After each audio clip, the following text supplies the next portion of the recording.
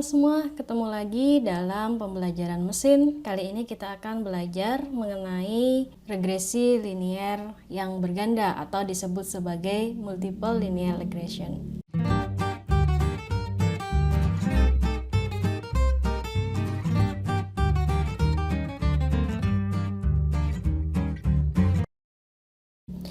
Nah, desain yang dibutuhkan atau struktur data yang dipakai dalam regression yaitu ada satu variabel terikat atau Y dan ada dua atau lebih variabel independen atau prediktor atau disebut juga regresor atau pada machine learning biasa kita nyatakan sebagai descriptive feature. Nah, berdasarkan ilmu statistik ya, ukuran sampel atau N yang digunakan, data ke bawahnya itu setidaknya adalah lebih besar sama dengan 50 atau 10 kali lebih banyak dari kasus variabel bebasnya. Jadi misal kita punya variabel 5 maka kita pakai 50 seperti itu. Nah, apa bedanya simple dan multiple regression terutama pada linear ya. Jadi pada simple regression satu variabel dependent atau Y dan diprediksi oleh satu variabel X atau prediktor atau independennya.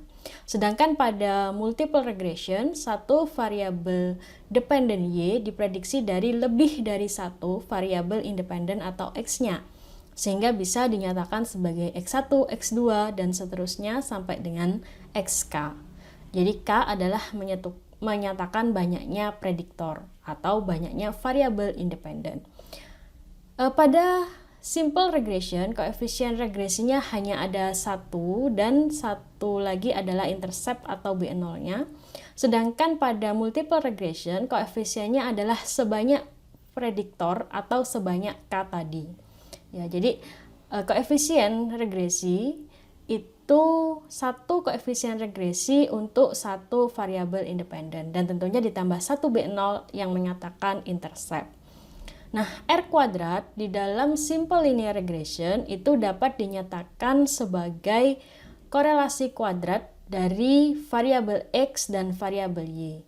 Jadi saat kita punya data X dan kita punya data Y sebanyak misalnya 100 data, maka pada saat kita mencari korelasi antara X dan Y dan kita kuadratkan, apabila nanti modelnya dimodelkan dengan regresi linear sederhana atau simple linear regression, maka korelasi kuadratnya adalah sama dengan R square atau koefisien determinasi. Namun, pada multiple regression ya, koefisien determinasi atau R square itu adalah proporsi variansi dalam variabel dependent Y yang dapat diprediksi oleh seperangkat variabel X, baik X1, X2, sampai dengan XK. Jadi, variansi data yang ada pada Y yang dapat diprediksi oleh variabel-variabel X-nya. Tentunya jika R square itu kecil, maka variansi yang dapat diprediksi juga kecil. Artinya modelnya tidak terlalu bagus. Oke, ini sebuah contoh data ya. Jadi, misalkan profit atau keuntungan dari suatu perusahaan startup dipengaruhi oleh biaya yang dikeluarkan. Kemudian yang pertama adalah untuk riset and development, kemudian yang kedua adalah biaya administrasi, kemudian yang ketiga biaya penjualan, dan yang keempat adalah negara bagian lokasi penjualan. Nah, maka struktur data yang mungkin untuk kasus ini adalah terdiri dari 4 variabel independen dan satu variabel dependent sama dengan profit. Nah, variabel independen di sini adalah ada R&D spend atau biaya yang dikeluarkan untuk riset, kemudian biaya administrasi, kemudian biaya penjualan, kemudian negara bagian, dan variabel dependennya adalah profit. Oke, nah kita pelajari tentang struktur data ini dulu. Ya, tentunya Y atau profit dipengaruhi oleh beberapa variabel yang 3 diantaranya adalah numerik, yaitu R&D spend, administration, dan marketing spend. Sedangkan untuk state di sini adalah variabel kategorik. Apakah regresi linear berganda harus ada variabel kategorik? Tidak.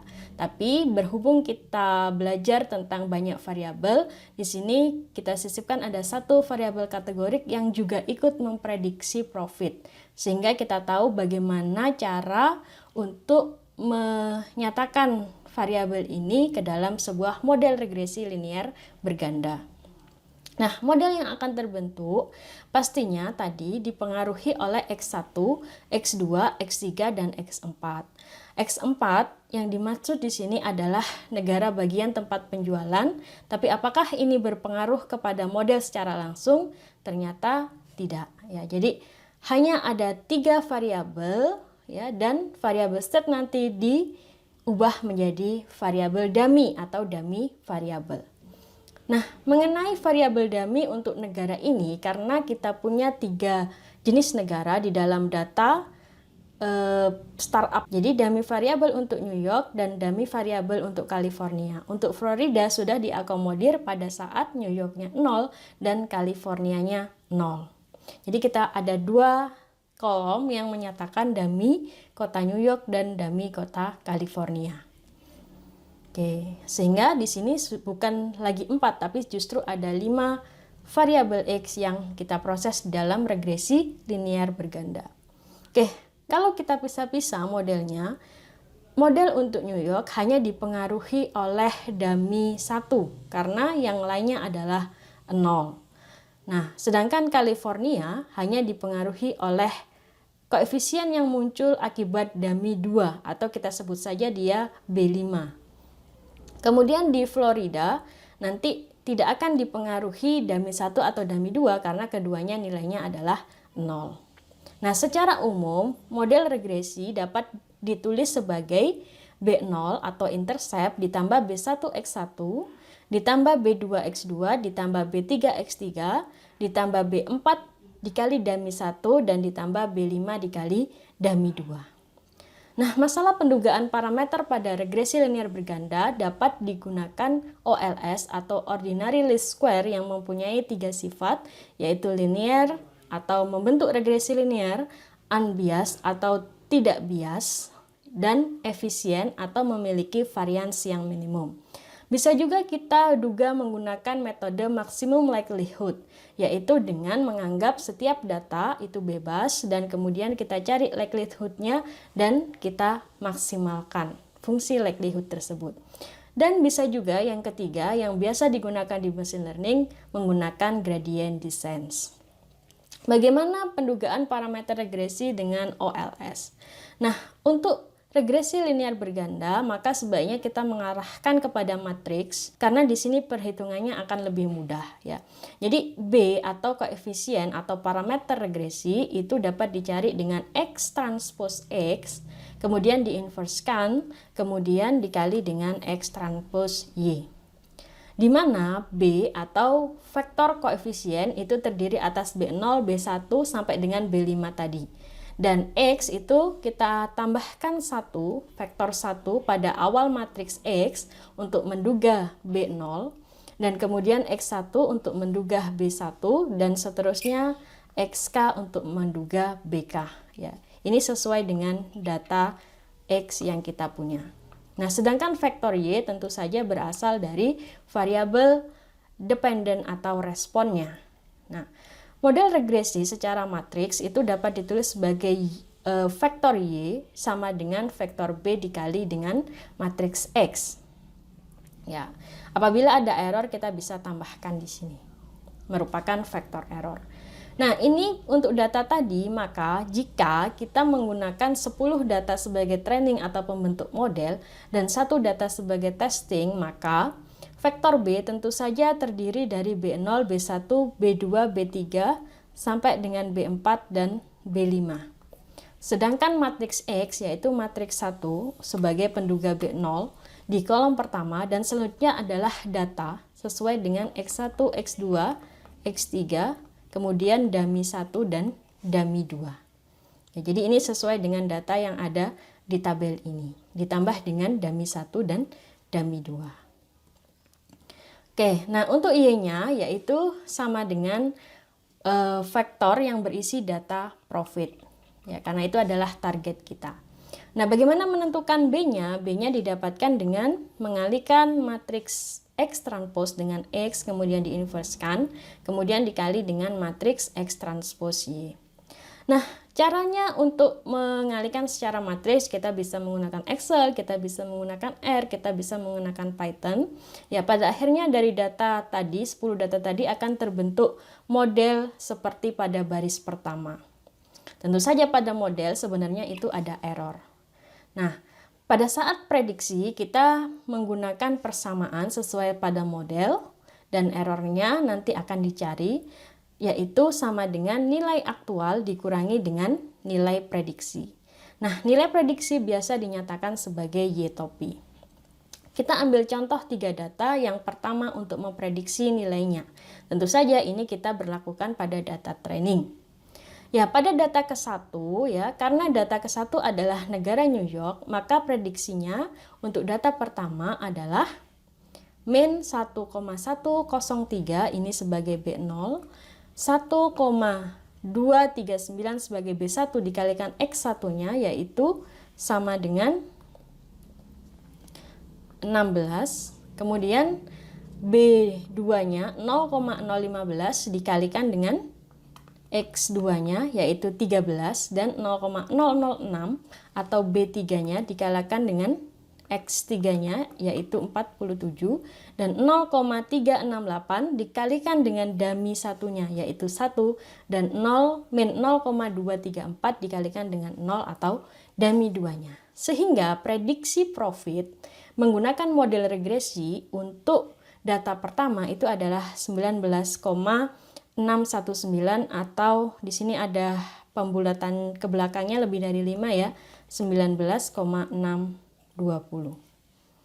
Nah, untuk menghitung error tentunya kita menggunakan nilai aktual dan menggunakan nilai prediksi. Sehingga nilai aktual dikurangi nilai prediksi adalah sama dengan min 0,620.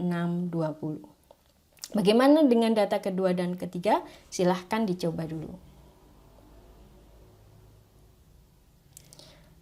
Oke, nah untuk mengevaluasi model regresi kita mempunyai beberapa ukuran. Yang pertama adalah R-square, kemudian adjusted R-square atau R-square yang dikoreksi dengan derajat bebas, MSE atau mean square error, dan RMSE atau root mean square error. Nah, untuk R-square dan R-square adjusted itu kita mencari yang maksimum atau yang nilainya lebih besar. Sedangkan yang MSE dan RMSE kita mencari yang minimum atau yang nilainya lebih kecil. Nah, bagaimana menghitung R-square ya?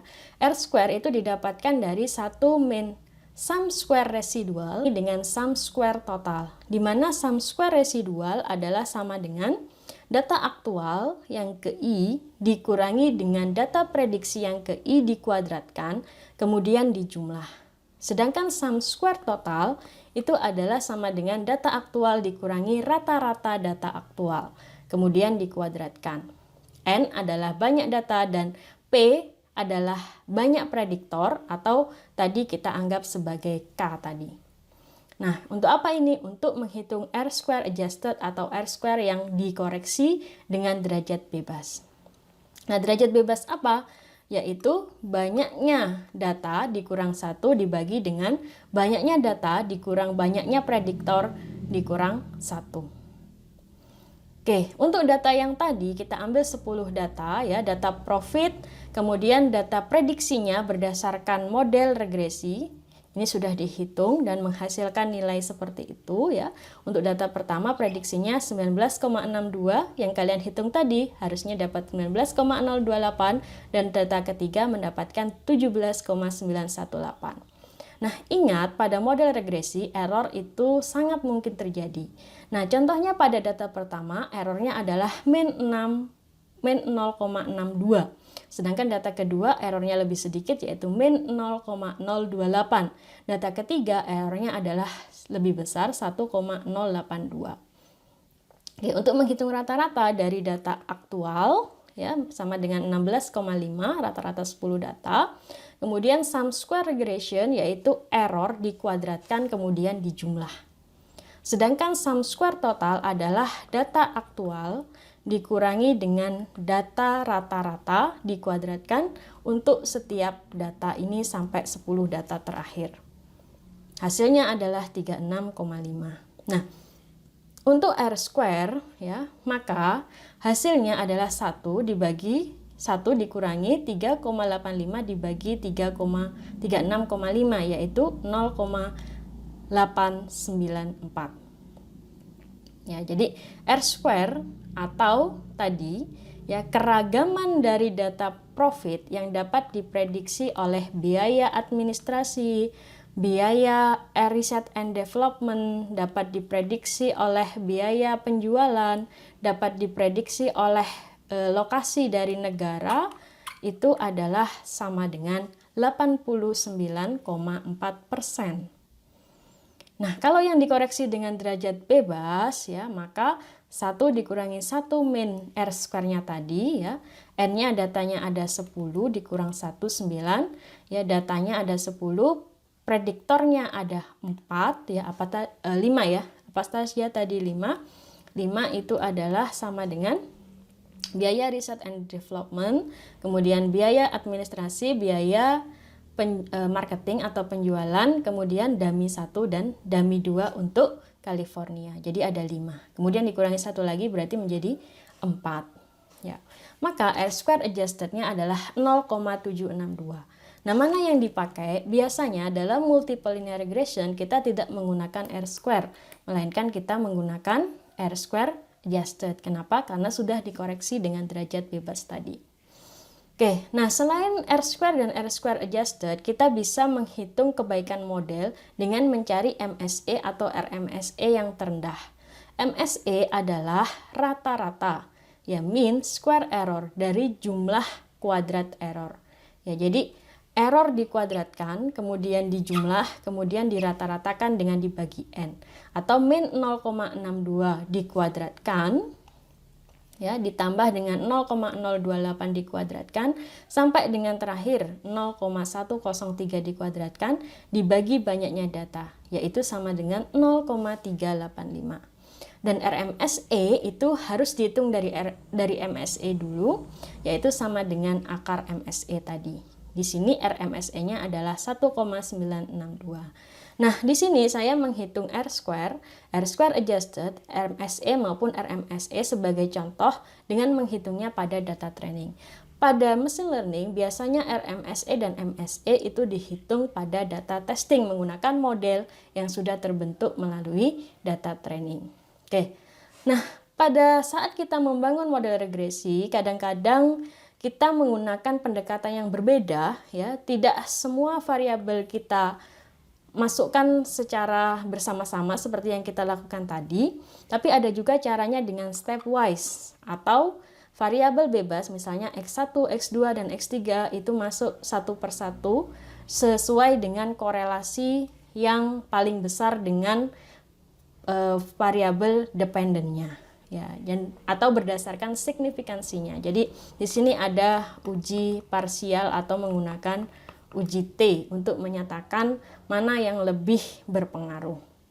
Nah, bisa juga menggunakan hierarki, yaitu memasukkan variabel X1, X2, X3 atau secara acak ya sesuai dengan hierarki atau tahapan tertentu. Nah, untuk contoh kasus regresi untuk machine learning dapat kalian lihat di 3 topik berikut ini. Oke, itu saja dari saya. Sampai ketemu di lain kesempatan.